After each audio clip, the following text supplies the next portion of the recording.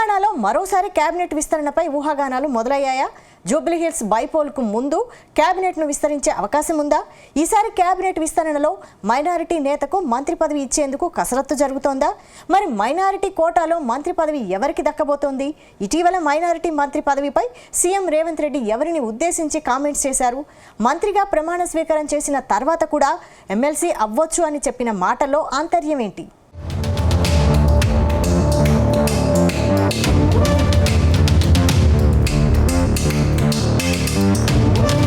తెలంగాణలో కాంగ్రెస్ ప్రభుత్వం ఏర్పడి 22 నెలలవుతోంది.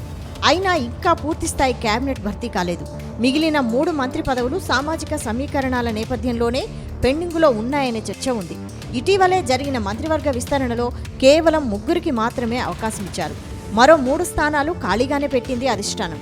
ఈ 3 స్థానాల్లో ఓ మినిస్ట్రీ మైనారిటీ నేతకు ఇచ్చేందుకు హైకమాండ్ కూడా గ్రీన్ సిగ్నల్ ఇచ్చిందనే టాక్ ఉంది.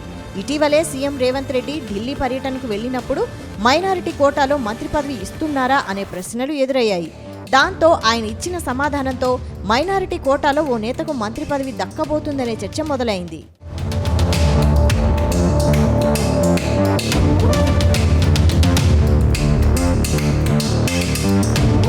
ఇటీవల సీఎం రేవంత్ రెడ్డి చేసిన కామెంట్స్ కొత్త చర్చకు తెరలేపాయి.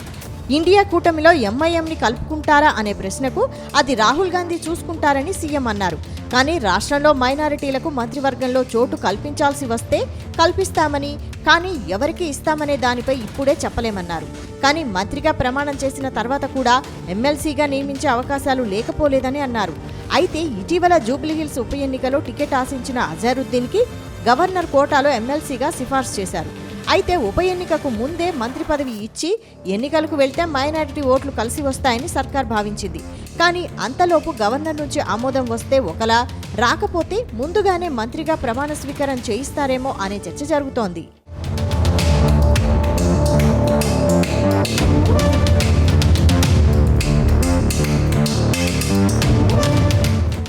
ఇదిలా ఉంటే అజారుద్దీన్ మాజీ ఇండియన్ క్రికెటర్. ఆయనకు పొలిటికల్ బ్యాక్గ్రౌండ్ ఉంది. గతంలో కాంగ్రెస్ పార్టీ నుంచి ఎంపీగాను పనిచేశారు. ప్రస్తుతం తెలంగాణ కాంగ్రెస్ వర్కింగ్ ప్రెసిడెంట్గా కొనసాగుతున్నారు. 2023 అసెంబ్లీ ఎన్నికల్లోనూ ఎమ్మెల్యేగా కూడా పోటీ చేసి ఓడిపోయారు. ఈ నేపథ్యంలోనే ఆయన్ను ఎమ్మెల్సీగా అవకాశం కల్పించింది కాంగ్రెస్ హైకమాండ్. గవర్నర్ కోటాలో ఎమ్మెల్యేగా ప్రమోట్ చేసింది. కానీ గవర్నర్ నుంచి ఎలాంటి రిప్లై వస్తుందో అనే ఆసక్తికర చర్చ లేకపోలేదు. ఒకవేళ అజారుద్దీన్ కాకపోతే రేవంత్ ఎవరిని ఉద్దేశించి ఈ వ్యాఖ్యలు చేశారనే ప్రశ్నలు తలెత్తుతున్నాయి.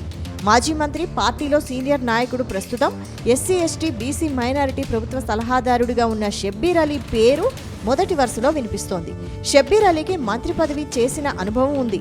అటు రేవంత్ రెడ్డి పీసీసీ అయ్యాక ఎంతగానో సపోర్టుగా ఉన్నారనే వార్తలున్నాయి. ఎలాంటి అవకాశం వచ్చినా రేవంత్ చూపు తన వైపే ఉంటుందని షబ్బీర్ అలీ, అలాగే పార్టీలోని కొందరు నాయకులు భావిస్తున్నారనే చర్చ జరుగుతోంది.